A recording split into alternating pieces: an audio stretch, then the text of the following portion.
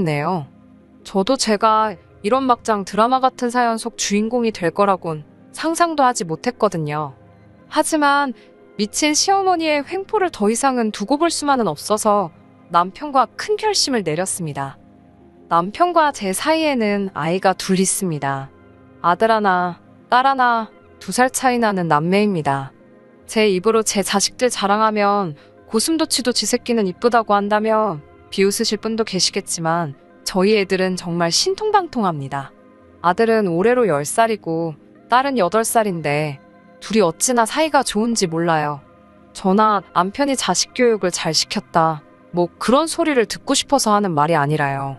어디서 그렇게 양보와 배려를 배웠는지 둘이 싸우는 법이 없어요. 둘이 같이 공부방을 다니고 있는데 거기 선생님들도 그렇게 입이 닳도록 칭찬을 하십니다. 저에게는 정말이지 눈에 넣어도 아프지 않을 억만큼을 준다 해도 못 바꿀 아이들이지요. 이런 아이들의 아버지인 남편과는 지인의 소개로 만났습니다. 남편은 직장을 다니는 평범한 회사원이고요. 형제는 없습니다. 말이 나와서 말인데 외동아들이란 소리를 듣고는 처음엔 소개받지 않으려고 했어요. 저와 가장 친한 친구가 4대 독자라는 남자와 결혼을 했는데 연락만 했다 하면 죽는 소리, 앓는 소리가 보통이 아니었거든요. 그래서 전 무조건 형제든 자매든 누군가 더 있는 남자와 결혼하고 싶었네요. 하지만 제 사진을 본 남편이 지인에게 자리 좀 꼭 만들어 달라고 어지간히 사정을 하더랍니다. 결국 지인이 저에게 사람 하나 살리는 셈 치고 나가보라고 부탁을 했고 그렇게 만나게 되었네요. 솔직히 외동아들이라고 해서 이기적이진 않을지 잘난 척을 하진 않을지 만나기 전까진 정말 별의별 상상을 다 했었어요. 그런데 막상 만나본 남편은 너무 괜찮은 남자였습니다.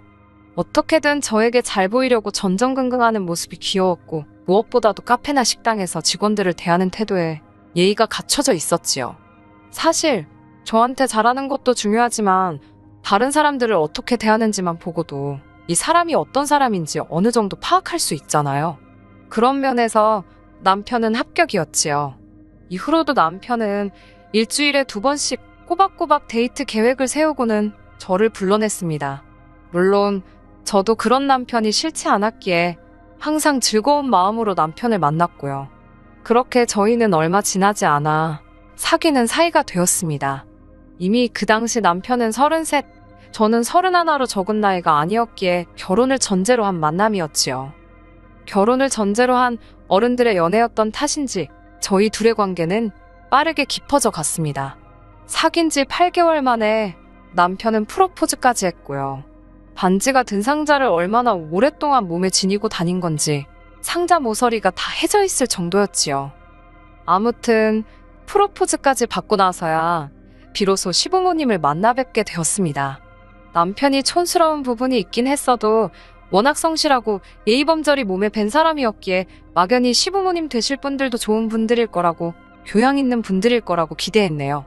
하지만 이제 와서 하는 말이지만 어떻게 저런 부모에게서 남편 같은 사람이 나왔을까 싶을 만큼 너무 구시대적인 발상을 가지신 옛날 분들이셨어요. 저희 어머님은 당신이 아들을 낳아 키웠다는 사실에 어마어마한 자부심을 가지고 계신 분이셨어요. 어머님께선 단지 당신의 잘난 아들을 자랑하고 싶은 게 아니라 당신이 아들을 둔 여자라는 사실에 큰 의미를 부여하셨지요. 인사를 드리러 갔던 날 들려주신 이야기가 잊혀지지가 않네요. 남편을 당신 옆에 앉히시고는 당신이 아들을 낳던 날 병원에서 있었던 일이라며 어떤 이야기를 들려주셨습니다. 당시 어머님께선 남편을 낳고 여러 사람이 함께 쓰는 병실에서 몸을 푸셨답니다. 각자의 자리가 얇은 커튼 한 장으로 구분지어져 있었는데 당신보다 먼저 들어와 누워있던 여자가 대성통곡을 하더래요. 그래서 어머님은 아이를 낳다 애가 죽었나 싶었답니다.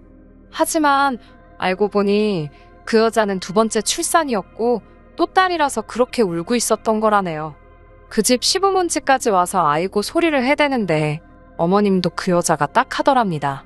차라리 애가 나오다 죽었으면 동정이라도 받지 싶어서요. 그러면서 절 보면서 딸을 둘씩이나 낳았으니 얼마나 박복한 여자냐입니다. 재미있는 이야기도 아니었고 도무지 어떻게 반응을 해야 할지 모르겠더군요. 그도 그럴 것이 저에겐 3살 어린 여동생이 있었으니까요. 게다가 어머님께선 이미 식사 전에 제 가족관계에 대해서 들으신 상황이었어요. 아무리 하고 싶은 이야기가 있다고 하더라도 듣는 사람을 고려하는 게 정상 아닌가요? 이건 뭐 배려가 없으신 건지 생각이 없으신 건지 어느 쪽이든 나을 건 없었지만요. 정말이지 어머님은 거침이 없으셨습니다. 지금의 저라면 당장이라도 그 자리를 박차고 일어났을 테지만 벌써 10년도 더 된 이야기입니다. 그때만 하더라도 인사드리러 간 자리에서 며느리감이 뛰쳐나간다? 저로서는 상상할 수 없던 일이었어요. 그래도 딴에 기분 나쁜 티는 내보겠다고 어머님께 말씀은 드렸습니다. 지금 하시는 이야기 다른 곳엔 가서 하지 마시라고요. 아마 듣는 사람들 전부 속으로는 어머님이 이상한 사람이라고 욕할 거라 했지요. 그러자 어머님께선 아들 못 낳은 여자들이나 질투하지 아들 있는 여자들은 다 자기 같은 마음일 거라대요. 무식한 어머님 때문에 결혼을 엎어버리자니 남편은 너무 좋은 사람이라서 선뜻 결정을 내릴 수 없었습니다. 남편은 어머님이 저런 사고방식을 가지고 계신 줄도 몰랐고 그게 큰 문제라는 것도 인식을 못하는 듯 했어요. 그도 그럴 것이 어찌됐건 아들 사랑이 끔찍하셨던 어머님께선 적어도 남편에게는 세상에 하나뿐이자 헌신적이신 어머니셨으니까요.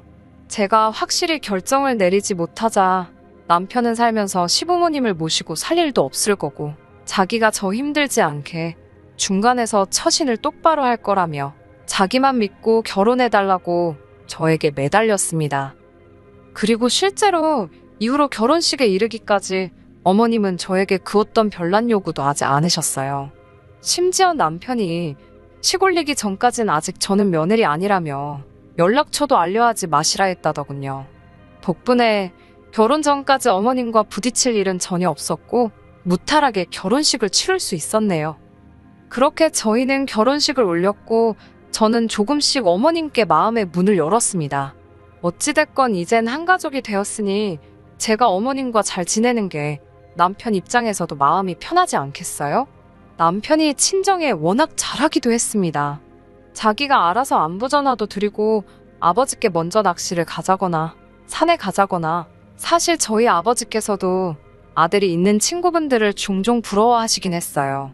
그래서 저도 제 딴에는 그 아쉬움을 달래드리려고 일부러라도 아버지랑 보내는 시간을 갖곤 했는데 그 역할을 남편이 알아서 도맡아 해주니 고마운 마음이 컸지요. 그리고 남편의 그런 모습을 지켜보고만 있을 수는 없었고요. 다행히 어머님께서는 저의 노력을 알아주신 건 아니지만 딱히 밀어내지도 않으셨고 저는 이렇게 모든 것이 자리를 찾아간다 생각했습니다. 그리고 얼마 지나지 않아 저에게 아기 천사까지 찾아왔지요. 말이 나와서 말인데 이때 약간 양쪽 어른들의 차이를 엿볼 수 있었네요. 친정 부모님께서는 태어날 손주도 손주지만 당신 딸 어떻게 되는 거 아닌가 싶어서 전전긍긍이셨습니다. 아들이면 어떻고 딸이면 어떻냐며 제 건강부터 챙기라고 오로지 제 안위만 염려하셨지요. 반면에 시부모님의 반응은 친정과는 사뭇 달랐습니다. 기왕 낳는 거 떡두꺼비 같은 아들 하나 낳으라시며 출산 후 회복을 걱정하는 저에게 여자 몸은 원래 애를 낳으면 더 건강해진다고 신경 쓸 거 없다셨어요. 떡두꺼비라는 단어도 웃겼지만 어쩜 그렇게 며느리 걱정은 하나도 안 해주시는지 서운한 걸 넘어서 섭섭하고 슬프더라고요. 남편은 속으로는 걱정하고 계시는데 표현이 서투르셔서 그런 거라며 마음 쓰지 말라고 절 달랬지만 임신했을 때는 원래 별거 아닌 거에도 예민해지고 서운하잖아요. 그래서인지 지금도 머릿속에 그때 그 모습이 한편의 영화처럼 생생하게 떠오르네요. 아무튼 어머님의 간절한 기도 덕분인지 전 정말로 떡두꺼비 같은 아들을 낳았습니다. 어머님께선 저에게 정말 잘했다며 큰일 했다고 명품백을 선물로 사주셨어요. 어머님께 처음으로 인정을 받은 것 같아 기쁘기도 했고 동시에 큰 효도를 한 기분이었네요. 이후로 한동안 행복한 날들이 이어졌습니다. 남편도 같이 육아에 힘써준 덕분에 남들이 말하는 독박 육아의 서름 같은 것도 별로 느끼지 못했어요. 친구들이 저에게 전생에 나라를 구했냐며 복도 많다며 부러워하는 눈치였는데 부러움의 대상이 된다는 거 싫지만은 않더라고요. 하지만 솔직히 어머님께서 저희 아들을 지나치게 물고빨고 하셨던 탓에 버거운 순간들도 있었습니다. 예뻐서 보고 싶으셔서 그러시는 건 알고 있었지만 연락도 없이 집에 찾아오시는 건 물론이고 낮밤 가릴 것 없이 영상통화를 걸어오셨거든요. 심지어 한 번은 지금도 그때를 생각하면 가슴이 철렁하네요. 제가 둘째를 가졌을 때입니다. 남편이 집에서 아이를 봐주고 저 혼자 병원에 다녀오려던 상황이었는데 남편 회사에 일이 생겨서 일정이 꼬여버렸지요. 남편은 어머님께 혹시 와서 첫째를 잠깐만 봐주실 수 있겠냐 물었고 어머님이 알겠다고 하셨던 모양이에요. 그렇게 어머님께 첫째를 맡기고 병원에 다녀왔습니다. 배뭉침이 심상치 않아서 걱정스러운 마음에 동네에서 원래 다니던 병원이 아닌 큰 병원으로 갔던 게 화근이었을까요? 집에 돌아왔는데 어머님도 아들도 보이지가 않았습니다. 바로 어머님께 전화를 걸었지만 몇 번을 걸어도 받지 않으셨어요. 아버님께도 전화를 걸었지만 당신은 받기라 아무것도 모른다 하셨고요. 순식간에 저희뿐만 아니라 친정에서도 난리가 났습니다. 나이 드신 어머님과 이제 두둘도 안 된 아들이 없어졌으니 어느 누가 제정신일 수 있겠어요? 하지만 이 소동은 4시간 만에 끝이 났습니다. 어머님께서 손자가 너무 예뻐서 자랑하고 싶으신 마음에 데리고 가셨답니다. 택시 타고 당신 사시는 동네로요. 그리고는 평소 당신이 다니시던 문화센터며 이웃집에 속된 말로 순회 공연을 다니셨더군요. 어떻게 두돌도 안 된 그 어린애를 데리고 그러실 수가 있는지 이해를 할 수가 없었어요. 너무 화가 나고 미쳐버릴 것만 같았습니다. 뱃속의 둘째에게 얼마나 큰 스트레스가 전해질지 안 봐도 뻔했지요. 저는 울고불고 남편에게 2번 다시 어머님께 애 안 맡긴다고 악을 썼습니다. 친정 부모님께서도 사돈이 너무 하셨다며 한마디 하시더라고요. 그러자 어머님께선 할머니가 손자 이뻐하는 게 이렇게 욕먹을 일이냐며 억울하다 하셨습니다. 그래도 현장에 와 있던 경찰까지 다른 게 유괴가 아니고 이것도 유괴라고 2번 다시는 이러지 마시라고 어머님께 한마디 하니까 좀 잠잠해졌지만요. 이후로 한동안 어머님과 부딪히는 일 없이 지냈습니다. 정확히 말하자면 왕래를 최소화했기 때문에 부딪힐 기회가 거의 없었다고 하는 게 정확하겠네요. 명절이나 어버이날처럼 특정한 때에만 반드시 남편과 함께 찾아뵈었습니다. 제사라던가 생신이라던가 어쩔 수 없이 며느리 도리를 해야 할 때를 제외하곤 발길을 끈다시피 했지요. 어머님께서 아들을 보고 싶어 하실 때면 주말에 남편이 데리고 가는 시기였습니다. 사실 어머님께서도 손자만 보여주면 며느리 너까지 건 어째도 좋다는 시기셨고 저도 남편과 어머님 사이를 아예 끊어놓겠다는 심정은 아니었기 때문에 이렇게 지내는 데 있어 별다른 문제는 없었어요. 그러다 다시 시댁에 오가게 된 건 둘째가 어느 정도 자랐을 무렵부터입니다. 둘째가 어린이집을 다니기 시작하면서 할머니 할아버지에 대해서 배웠던 모양이에요. 하루는 제게 왜 맨날 아빠는 오빠만 데리고 할머니 댁에 가냐고 자기는 언제 데려가냐고 물었습니다. 솔직히 남편에게 둘 다 맡기자니 미안하기도 하고 그래서 보통은 어머님이 좋아하시는 아들만 남편하고 보내고 있었는데 딸은 그게 서운했나 싶더라고요. 제가 너무 제 기준으로만 생각했다 싶어서 딸한테 미안했네요. 그때부터는 다시 왕래를 시작했습니다. 어머님께서는 저더러 못하러 왔냐며 핀잔을 주셨고 타박을 하시기 일쑤였지만 그래도 딸을 위해서 참았습니다. 굳이 할머니와 엄마 사이가 안 좋다는 걸 아이가 알게 할 필요는 없었으니까요. 하지만 전 결국 시댁과 연을 끊었습니다. 정확히 말하자면 어머님으로부터 제 아들과 딸을 지키고자 결심을 했지요. 사실 어머님이 첫째와 둘째를 차별하는 건 진작에 알고 있었어요. 하지만 섣불리 어머님께 따지고 들지 못했던 건 어찌됐건 첫째에게는 간이고 쓸개고 다 빼주실 만큼 정성을 다해주시는 좋은 할머니셨거든요. 둘째에게는 정말 찬바람이 느껴질 만큼 곁을 대주지 않으셨던 얼음장 같은 분이셨고요. 가령 시댁에서 다 같이 식사를 하기 위해 모이잖아요. 그럼 어른들이 아무 반찬이나 다 잘 먹지만 애들은 좋아하는 반찬이 몇 가지 정해져 있어요. 보통은 소세지, 계란모 이런 건데 저희 애들은 개 중에서도 특히나 소세지를 좋아합니다. 집에서 소세지를 해주면 늘 똑같은 개수로 나눠주고요. 그러면 또 첫째는 자기가 나름 오빠라고 둘째한테 한 개나 두 개는 양보를 해요. 둘째는 둘째대로 고맙다고 오물오물 음식을 씹으며 대답을 하는데 입안에 밥풀이 다 보여도 제 눈엔 그게 그렇게 예뻤어요. 오누이가 사이가 좋으니 기쁘지 않을 엄마가 어디 있겠어요? 그런데 어머님께선 소세지 반찬을 준비하시곤 꼭 첫째만 주셨습니다. 당신 옆에 그릇을 놓고는 첫째가 밥 한 술 뜰 때마다 하나씩 집어주셨어요. 둘째가 할머니 저도 주세요 하니까 넌 여자애가 무슨 식탐이 그렇게 많냐며 무안을 주셨지요. 애들이 어려도 누가 누구 싫어하는지는 다 알아차리거든요. 할머니가 둘째를 미워한다고 생각했는지 첫째가 삐져서는 그 좋아하는 소세지를 더는 안 먹더라고요. 첫째도 나름대로 속이 있는 거였지요. 이뿐만이 아닙니다. 걸핏하면 말투 가지고, 앉아있는 자세 가지고, 하다못해 생리현상 가지고, 솔직히 10살도 안 된 애가 실수를 안 하는 게 이상한 거 아닌가요? 그런데 꼭 같은 실수를 해도 딸한테만 그렇게 구박을 하셨습니다. 차라리 엄마인 저한테 뭐라고 하시면 좋겠는데 그것도 아니고 애한테 뭐라고 하시니까 결국 언젠가부터 첫째고 둘째고 안 데려가게 되었습니다. 남편에게도 못 데려가게 했어요. 애들 교육이 안 좋다고, 이거 정서적 학대라고. 남편은 자기 부모님이 아기가 있어서 그러는 것도 아닌데 아예 애들을 안 보여드리는 건 너무한 것 같다며 저에게 서운함을 표현했습니다. 그래도 저에게는 어머님 아버님이 서운해하실 것보단 제 자식들이 건강하게 자라는 게 중요했어요. 그렇게 한두 달쯤 지났을까 어머님께서 저희 집으로 쫓아오셨더군요. 쫓아오셨다고 말하는 이유는 정말 벨도 누르지 않으시고 현관문을 미친 듯이 두들기셨거든요.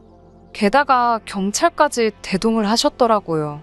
나중에 알고 보니 제가 당신 손자를 납치해갔다고 신고를 하셨답니다. 황당하고 어처구니가 없어서 제가 그 납치당한 손자의 엄마라는 이야기는 못 들으셨냐고 경찰에게 물으니 경찰도 어이가 없는지 어머님께 화를 내더라고요. 지금 장난치시는 거냐고, 공무집행방해 현행범으로 체포가 되셔야 정신 차리실 거냐고요. 하지만 어머님께선 그런 경찰과 저를 뚫고 집 안으로 뛰쳐들어가셨어요. 그리고는 제 아들을 들쳐업으시곤 저더러 너는 네 딸이나 끼고 살라고 네가 뭔데 할머니랑 손자 사이를 끊어놓으려 드냐입니다. 당신 아들 씨하시고 핏줄인데 네가 뭔데 난리냐며 저에게 악을 쓰시더라고요. 쓸데없이 계집을 낳아가지고 차별이네 뭐네 헛소리나 나오게 만들었다나요. 당신 손녀가 바로 앞에 있는데 어쩜 저런 잔인한 말을 거리낌 없이 해대실 수 있는지. 그때 남편 목소리가 들렸습니다. 남편이 어디서부터 들었는지는 모르겠지만 어머님으로부터 아들을 뺐더라고요. 그러더니 어머님 지금 제 정신이시냐며 어머님께 당장 나가시라 고래고래 소리를 질렀습니다. 지금 내 딸한테 무슨 소리를 하시는 거냐며 애는 할머니 없이는 커도 엄마 없이는 안 되는 거 모르시냐며 이후의 일은 말씀드리지 않아도 예상이 가실 거예요. 개판이 그런 개판이 없었습니다. 경찰도 고함만 두어 번 치곤 어머님을 강제로 끌고 나가느라 정신이 없었고요. 남편은 씩씩대고 있지. 저는 저대로 진이 빠져서는 그 와중에 저희 애들이 이걸 다 보고 들었다 생각하니 어찌나 분이 나던지 속된 말로 눈 뒤집어지는 줄 알았네요. 결국 그날 밤 남편에게 어머님인지 우리 가족인지 선택하라 했습니다. 그동안은 어머님께 좋은 아들 노릇을 하든 어쩌든 신경 쓰지 않았다. 부모 자식 사이를 내가 뭐라고 이래라 저래라 하나 싶어서 아무 말도 안 했다고요. 하지만 이러다 어머님이 나랑 내 자식들 사이 끊어놓게 생겼다고, 내 딸 가슴에 대못 박으실 것 같다고, 앞날이 뻔한데 가만히 두고 볼 수만은 없다고 당신 똑바로 노선을 정하라고 했습니다. 그러자 남편은 황당하다는 듯 저를 쳐다보더니 당연히 우리 가족이지 무슨 소리를 하는 거냐입니다. 이 집의 가장은 자기고 가족을 버리는 가장이 어디 있냐면서 어머님은 아버님께서 곁에 있으시니 괜찮을 거라고 신경 쓰지 말라더군요. 남편의 대답을 듣고 나니 정말 그나마 버티고 있던 두 다리가 정말 풀려서 주저앉아 버렸지요. 그래도 내가 결혼 생활을 허타지는 않았구나. 이후로 저희 아이들은 아동심리 상담을 받으며 조금씩 그날의 기억을 지워가는 중입니다. 벌써 2년이란 시간이 흘렀지만 아들도 딸도 할머니를 찾지 않는 거 보면 그날의 기억이 어지간히 지독했던 모양이에요. 최근에 남편이 저에게 말은 안 했지만 눈치가 어머님께서 남편에게 종종 연락을 하시는 듯 합니다. 남편이 어떻게 응수하고 있는지는 솔직히 모르겠네요. 다만 이 불편한 상황이 언제까지 이어지더라도 제가 먼저 나서진 않으려고요. 아이들이 자라서 성인이 되고 그때 할머니를 찾는다면 모를까. 당장은 제 가정, 제 아이들만 생각하면서 사는 중이고 앞으로도 그럴 생각입니다. 전 엄마니까요. 저 잘하고 있는 거 맞지요? 저에게 힘을 주세요. 끝까지 들어주셔서 감사합니다. 오늘의 사연은 여기까지입니다. 구독과 좋아요, 알람 설정 부탁드리고 더 좋은 사연으로 다시 찾아뵙겠습니다. 감사합니다. 신바람 사연 아파트, 오늘의 사연 시작하겠습니다. 안녕하세요. 30대 초반의 여성입니다. 이기적인 시어머니와 우유부단한 남편 때문에 얼마 전 이혼했습니다. 지인이 저에게 그러더군요. 손바닥도 마주쳐야 소리가 나는 법인데 정말 시댁만 잘못해서 이혼을 했겠냐고요. 그 소리를 들으니 어찌나 억울하던지. 그래서 여기 푸념하러 왔습니다. 저에게는 쌍둥이 여동생이 있습니다. 8분 차이로 태어났어요. 저에게는 최고의 친구이자 하나뿐인 영원한 반쪽이나 마찬가지인 존재이지요. 어려서는 워낙 서로 붙어 다녀서 저희를 딱풀이라고 부르는 사람들도 있었을 정도입니다.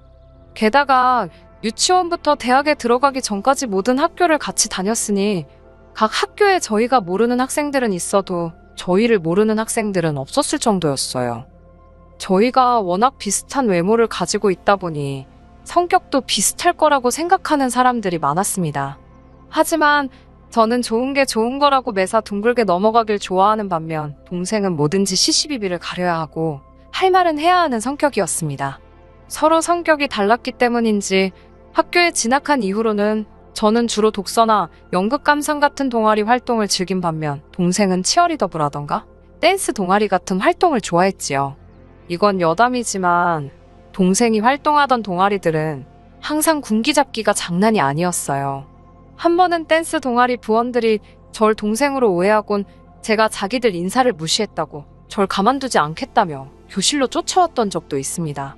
나중에야 오해라는 걸 알고 사과를 해오긴 했지만 정말 무서웠답니다. 20살이 되면서 저와 동생은 완전히 다른 길을 걷게 되었습니다. 고등학교 졸업 후 다른 학생들과 마찬가지로 평범한 대학 생활을 시작한 저와 달리 동생은 연예인이 되겠다며 작은 소속사의 연습생으로 들어갔거든요. 이후로는 저는 저대로 대학 생활로 인해 바쁜 시간을 보내게 되었고 동생 역시 금방이라도 연예인이 되려고 저러나 싶을 만큼 거듭되는 연습에 치여 사는 눈치였어요. 같은 서울 하늘 아래 살면서도 한 달에 한 번 얼굴 보기도 어려울 만큼이요. 하지만 제가 대학을 졸업하고 회사에 들어갈 때까지도 동생은 데뷔를 하지 못했습니다. 처음엔 가수를 준비한다더니 나중엔 배우가 된다고 했고 마지막에는 개인 방송을 해볼까 그러더라고요. 솔직히 가족으로서 안타깝고 동시에 답답했습니다. 그렇다고 동생을 탓할 수는 없었어요. 동생이 누구보다 치열하고 열심히 살아온 걸 제가 옆에서 똑똑히 지켜봤으니까요. 한편 회사에 입사하고 얼마 지나지 않아 회사 복지의 일환으로 회사에서 운영하는 병원에서 건강검진을 받을 수 있는 기회가 생겼습니다. 동생이나 저나 젊다는 이유로 제대로 검사를 받아본 적이 없었기에 이참에 동생과 함께 받아봐야겠다 싶더라고요. 그 무렵 동생이 유난히 살도 많이 빠졌고 체력이 딸린다는 말도 심심찮게 했었거든요. 그리고 그 건강검진에서 저는 청천벽력 같은 소식을 듣게 되었습니다. 적어도 저는 건강검진을 받는 동안에도 크게 신경 쓰이는 건 없었습니다. 평소에 감기 한 번 걸리지 않을 만큼 체력엔 자신이 있었거든요. 아직 한참 젊은 나이였는데 큰 병이 있을 거라곤 누가 상상이나 했겠어요? 하지만 동생은 꽤나 긴장한 눈치였습니다. 그래도 전 설마 했어요. 동생에게 그런 큰 병이 있을 거라곤 짐작조차 하지 못했지요. 그리고 슬픈 예감은 빗나가지 않았습니다. 동생은 폐암이었어요. 혹시나 안 좋은 소문이라도 나면 대비하지 못할까봐 담배는커녕 맥주 한 잔도 입에 대지 않던 아이였는데 말이지요. 도무지 이유를 떠올릴 수가 없었습니다. 저와 동생 그리고 부모님까지 모두가 좌절과 고통으로 힘들어했네요. 애가 타는 가족들과 달리 동생은 연명치료도 싫다, 가족들에게 짐이 되기도 싫다며 삶에 대한 의지를 놓아버린 듯 했어요. 그리고 1년 반 만에 그렇게 가버렸습니다. 지금 다시 떠올려봐도 눈물부터 흐르네요. 앞으로도 제 인생에 있어 그때보다 더 힘든 순간은 없을 거예요. 진작에 동생을 살피지 못한 제 자신을 도무지 용서할 수 없었습니다. 솔직히 말씀드릴게요. 그 무렵 저에게 힘이 돼준 건 친정 부모님도 아닌, 다른 누구도 아닌 바로 남편이었습니다. 당시만 해도 남편과 저는 오빠 동생 사이로 지내는 지극히 평범한 관계였어요. 대학교 전국 동아리 활동을 하면서 알게 된 남편은 저보다 3살이 많습니다. 하지만 재수도 하고 군대도 다녀왔던 터라 오히려 학년은 저보다 한 학년 아래였지요. 그렇다 보니 선후배라기보다는 오빠 동생처럼 지냈네요. 같은 학교가 아니었기에 자주 만날 수는 없었지만 서로 곧잘 연락도 주고받았고 때로는 힘이 되는 이야기도 해주는 그런 사이였어요. 남들의 어설픈 위로와 영양가 없는 조언에 지쳐가던 저에게 묵묵히 제 이야기를 들어주기만 하던 남편은 어떻게 보면 그 당시 제게는 유일한 숨구멍이었습니다. 솔직히 매일매일 눈물바다로 지내시는 부모님 앞에서 저도 슬프다고 말할 수가 없었거든요. 저까지 힘들어하면 저희 가족이 그대로 무너질 것 같았으니까요. 하지만 왜인지 남편 앞에서는 제 감정을 어느 정도 드러낼 수 있었어요. 그렇다 보니 그 당시에는 남편만이 유일하게 절 생각해주는 사람 같았고 점점 남편에게 기대는 시간 또한 길어만 갔네요. 1년 가까운 시간 동안 여동생을 그리워하며 살았습니다. 어쩌면 버텼다는 표현이 더 어울릴지도 모르겠어요. 그리고 그 시간 동안 한결같이 제 곁에 있어주던 남편과 저는 자연스레 연인 사이가 되었습니다. 이후로 6개월 만에 결혼까지 하게 되었고요. 하지만 지금 돌이켜 생각해보면 슬픔의 구렁텅이에 잠겨있던 제가 눈이 멀었던 걸까요? 변명 같지만 그때는 정말이지 너무 힘이 들었습니다. 어디로든 숨고 싶었고 도망치고 싶었는데 그게 결혼이었나 싶습니다. 남편 또한 언제까지 제 편일 거라 생각했고요. 그때 왜 더 신중하지 못했는지 후회해도 소용없지만 그래도 후회스러울 뿐입니다. 왜 그런 소리를 듣고도 파혼을 안 했냐 하실까봐 이 이야기를 적을까 말까 고민을 했습니다만 기왕 푸념하기로 한 거 숨겨서 뭐 하겠어요. 다 털어놓겠습니다. 사실 남편과 연인으로 지낸 기간은 반년에 지나지 않으니까 당연히 시부모님이라던가 신우를 직접 만나볼 기회가 없었어요. 오빠 동생 사이에 굳이 집에 찾아가 인사를 드리고 할 만한 이유가 없었지요. 그래서 남편에게 프로포즈를 받자마자 가장 먼저 계획했던 일 중 하나가 시댁에 인사드리러 가는 일이었습니다. 남편 말로는 어머님도 신우도 성격이 괄괄해서 그렇지 속은 따뜻한 분들이라며 혹시 말을 좀 세게 하셔도 저더러 이해하라고 했습니다. 그리고 남편이 왜 그런 말을 미리 하면서까지 연막을 쳤는지 만나보니 확실히 알겠더라고요. 시어머니나 신우나 단지 성격이 괄괄한 게 아니라 이렇게 표현해도 될지 모르겠는데 정말 쌍스럽더라고요. 단지 거친 어휘를 쓰시는 것뿐만 아니라 듣는 사람에 대한 배려라곤 눈꼽만큼도 없었습니다. 사람의 외모나 생김새에는 정답이 없기에 함부로 평가해서는 안 되는 거잖아요. 저희 친정부모님도 그렇고 저도 타고나기를 마른 체형입니다. 잘 먹고 못 먹고의 문제가 아니라 체형 자체가 마른 체형이에요. 그런데 어머님께서는 절 위아래로 훑어보시더니 볼품이 없다. 딱 그게 첫마디셨습니다. 볼품이 없다고요. 어떻게 초면에 아무리 제가 인사를 드리러 온 자리라고 해도 그렇지 볼품이 없다라는 표현을 쓸 수 있는 건지 생각지도 못한 어머님의 말씀에 방황한 나머지 말도 제대로 안 나오더라고요. 그래도 남편이 요즘에는 다들 이 사람처럼 되고 싶어서 돈 주고 살 뺀다며 누나도 그러지 않았냐고 저 대신 받아쳐주더라고요. 그제서야 저도 신우를 제대로 보게 되었는데 어휴, 따로 표현은 안 하겠습니다만 절에서 맞는 사이즈나 사입을 수 있겠나 싶더라고요.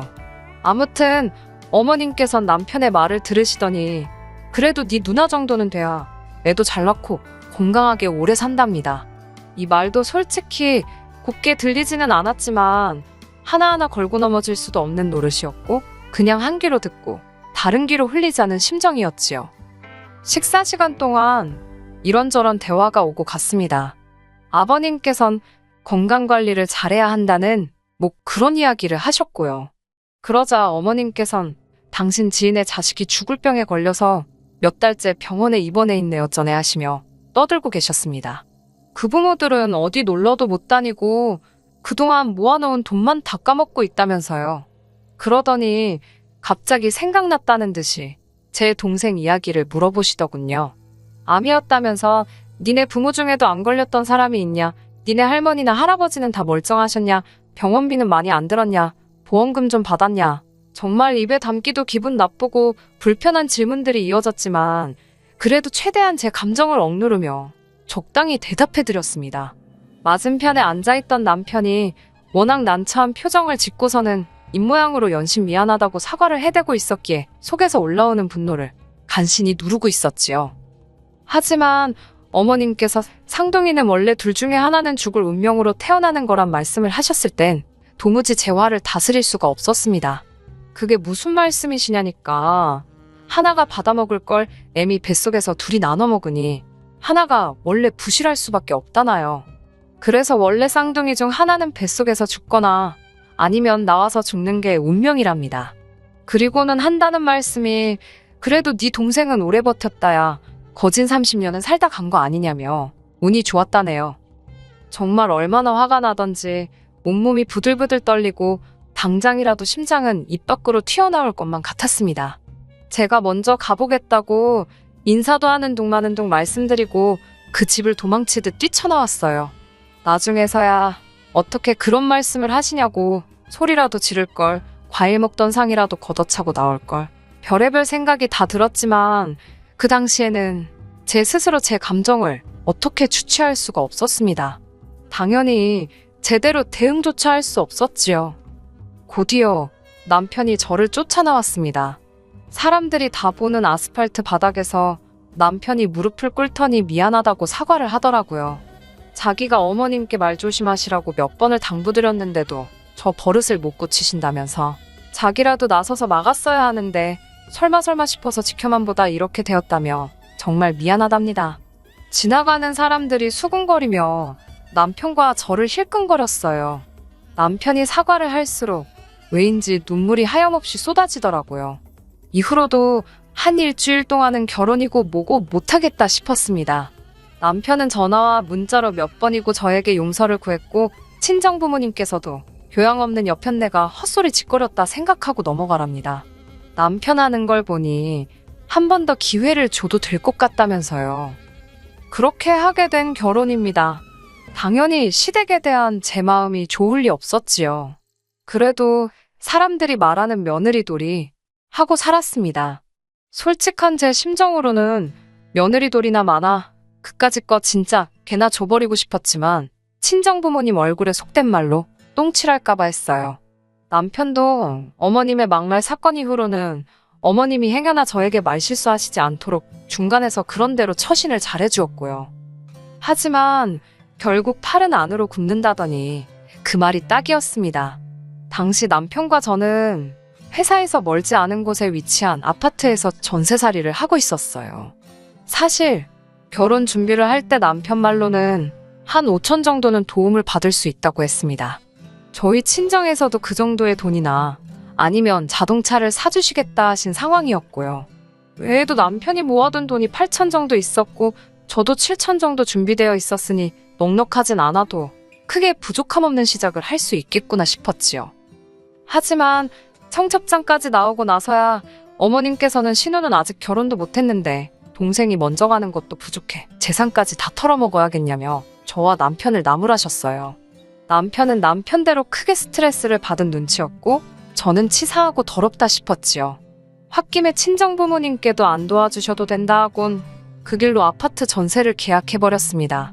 그래서 얼떨결에 반반 결혼을 하게 되었네요.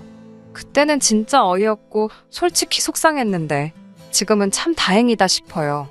저랑 남편 사이에 얽힌 문제가 없다 보니까 막상 이혼을 하는데도 재산 분할이나 마나할 것도 없고 그냥 시간 문제더라고요. 아무튼 그렇게 남편과 저희 둘이 나름대로 생활을 꾸려가고 안정을 찾아가는 중이었습니다. 그런데 올봄 남편이 신우가 저희 아파트 라인으로 이사를 오기로 했다는 거예요. 왜 신우가 우리 아파트 라인으로 이사를 오냐고 물었습니다. 신우가 다니던 직장은 저나 남편이 다니던 직장과는 반대 방향에 위치하고 있었거든요. 그리고 시댁은 그 근처에 있었고요. 아무리 생각해봐도 신우가 갑자기 저희 아파트로 이사를 온다는 게 이해가 되질 않았습니다. 남편은 지나가는 말처럼 누나가 아프대 그러더군요. 제가 남편한테 이야기를 똑바로 하라고 지금 장난하는 거 아니라고 도대체 신우가 어디가 아픈데 우리 아파트로 이사를 오냐고 했습니다. 그러자 남편이 자기도 잘은 모른다면서 저더러 한다는 말이 저도 알다시피 어머님 아버님은 이제 이른을 바라보시는 나이 아니냐입니다. 어머님 아버님은 당신들 건강 챙기기에도 바쁘신 분들 아니냐고요. 그런데 신우가 암에 걸렸답니다. 간암 2기라대요. 지금 당장이야 혼자서 병원도 다니고 뭐 생활하는데 큰 지장은 없겠지만 앞으로가 문제 아니겠냐며. 아무래도 어머님 아버님 곁에 있는 것보단 젊은 우리 곁에 있는 게 도움받기도 좋고 그럴 것 같아서 이쪽으로 이사를 오기로 했답니다. 제가 너무 어이가 없어서 누구 마음대로 누가 도와준다는 거냐고 따졌습니다. 그러자 남편이 말이 도움이라는 거지 해줄 것도 없답니다. 우리 먹을 반찬하고 그럴 때 누나 것도 조금만 더 해주면 좋고 누나가 차가 없으니까 어디 가고 그럴 때 저나 남편 중 시간 되는 사람이 태워다 주고 저더러 친언니다 생각하고 같이 카페도 다니고 그러랍니다. 가끔 청소 좀 도와주고요. 정말이지 그 정도면 된답니다. 제가 어처구니가 없어서 지금 어머님께선 아픈 딸 내팽개치시는 거냐고. 자식이 아프면 부모가 챙겨야지 왜 제3자인 내가 사는 아파트에 신우만 덩그러니 보내시냐고 따졌습니다. 그러자 남편이 한다는 소리가 가관이었습니다. 어머님이나 아버님 두 분 다 하시는 말씀이 평생 살던 데 떠나면 무슨 재미로 사냐고. 당신들은 원래 살던 데 계시고 싶다고요. 그리고 노인네들하고 환자하고 한 집에 있어봤자 서로 힘들기나 하지 않겠냐며. 저는 남편에게 신우가 이사 오는 날이 당신과 나 이혼하는 날인 줄 알라 했습니다. 내가 미쳤다고 신우 식모살이 하면서 병수발까지 들게 생겼냐고요. 그리고 남편이 예상한 것보다 제 반응이 훨씬 격했던지 남편도 더는 뭐라 말을 못하더군요. 그쯤에서 남편이나 신우가 말귀를 알아쳐먹었으면 이 사단까지는 안 났을 겁니다. 아니, 하다못해 어머님이라도 염치가 있으셨으면 이 지경은 안 되었을 거예요. 하지만 남편이 그새 어머님께 미주알고주알 일렀는지 이튿날부터 전화기에 불이 날 만큼 어머님께선 전화를 걸어오셨습니다. 요점은 어디 감히 여자가 먼저 이혼을 한 해 만에 소리를 하냐는 거였지요. 그리고 집에 데리고 살라는 것도 아닌데 그 아파트가 전부 다 네 거냐고. 네가 뭔데 내 딸이 지발로 이사를 간다는데 못 오게 하냐입니다.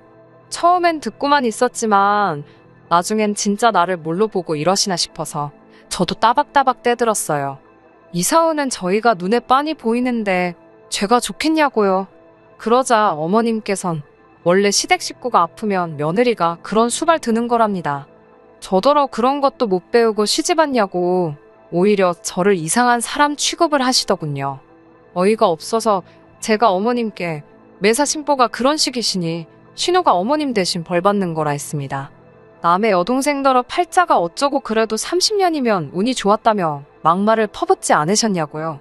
신우는 곧 마흔이니 내일 가도 억울한 거 하나 없겠다며 저도 악담을 퍼부었어요. 어머님께선 저더러 미친 엑스라며 어디 감히 그런 말을 입에 담냐고 제정신이냐고 악을 쓰셨습니다. 전 제가 다 잊고 사는 줄 알았는데 어머님이 그때 하신 말씀이 어지간히 제 가슴 깊이도 박혀 있었던 모양입니다. 신우가 아프다는데도 불쌍한 생각이 하나 안 들더라고요. 그리고 그날 저녁 남편과도 대판 싸우게 되었습니다. 남편은 다짜고짜 어머님한테 네가 한 말이 사실이냐며 어떻게 그런 소리를 할 수 있냐고 고래고래 소리를 질렀습니다. 어머님이 나한테 막말하실 때는 나한테 사과나 했지. 어머님껜 찍소리도 못 해놓고 지금은 나한테 악을 쓰는 그 모습이 참 낯설더라고요. 이런 인간 앞으로 믿고는 못 살겠다 싶었습니다. 그래서 이혼하자고 했어요. 아픈 신우 네가 수발 들고 데리고 살라고요. 네 애미 볼 때마다 그 악담이 생각나서 가슴이 너덜너덜해지는 것 같다고 그동안 쌓인 울분을 토해냈습니다. 제가 하나하나 다 열거하진 않았지만 솔직히 어머님 막말이 그것뿐이었겠어요. 그렇게 헤어지게 되었습니다. 시어머니는 제 신우가 아프다는데 도망가는 며느리가 어디 있냐며 제가 자기 아들 인생을 망쳤다네요. 제 신부가 고약해서 동생도 일찍 죽은 거라고 막말을 하시길래 저도 신우 얼마나 오래 버티나 두고 보자고 응수했습니다. 막말로 전 이미 동생을 잃었는데 뭔 말인들 못하겠어요. 말할수록 업보를 쌓는 건 어머님 쪽이었으니 저도 지지 않고 맞불을 놨네요. 영원히 제 편일 줄 알았던 남편도 저더러 계속해서 서운하다며 일단 신우부터 낫게 하고 그 이후에 시시비비를 가리자던데 기도 안 차서 대꾸도 안 해줬습니다. 이런데도 정말 제 이혼이 손바닥이 부딪혀서 일어난 일인가요? 전 아니라고 생각합니다. 하긴 이미 이혼은 했고 다른 사람들이 어떻게 생각하든 무슨 상관이겠어요. 전 떳떳합니다. 앞으로도 보란 듯이 잘 살 거예요. 두고 보자고요. 끝까지 들어주셔서 감사합니다. 오늘의 사연은 여기까지입니다. 구독과 좋아요, 알람 설정 부탁드리고 더 좋은 사연으로 다시 찾아뵙겠습니다. 감사합니다.